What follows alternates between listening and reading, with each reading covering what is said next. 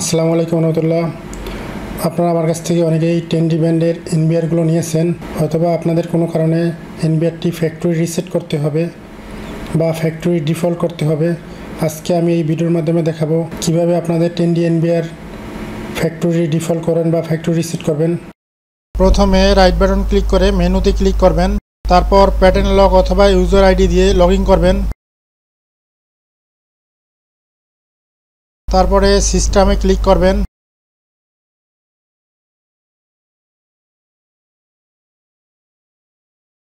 Reset two default এখানে click করবেন।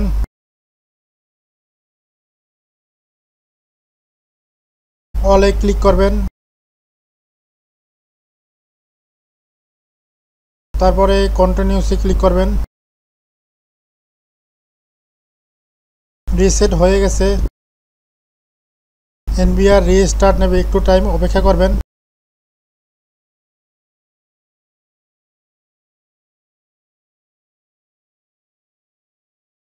আশা করি আপনারা বুঝতে পারছেন আপনাদের 10D এনবিআর কীভাবে ফ্যাক্টরি ডিফল্ট করবেন অথবা ফ্যাক্টরি রিসেট করবেন। আপনাদের যদি এই 10D এনবিআরটি প্রয়োজন হয় আমাদের কাছ থেকে সংগ্রহ করবেন। এই মডেলের ছাড়া অন্য কোনো মডেলের এনবিআর অথবা আইটি রিলেটেড বা সিসি ক্যামেরা রিলেটেড কোনো প্রোডাক্ট প্রয়োজন হলে আমাদের কাছ থেকে সংগ্রহ করবেন। আমরা খুবই কম প্রফিটে প্রোডাক্ট সেল করি, আর সবচেয়ে বড় বিষয় হচ্ছে আমাদের কাছ থেকে প্রোডাক্ট নিলে 100% সার্ভিস পাবেন।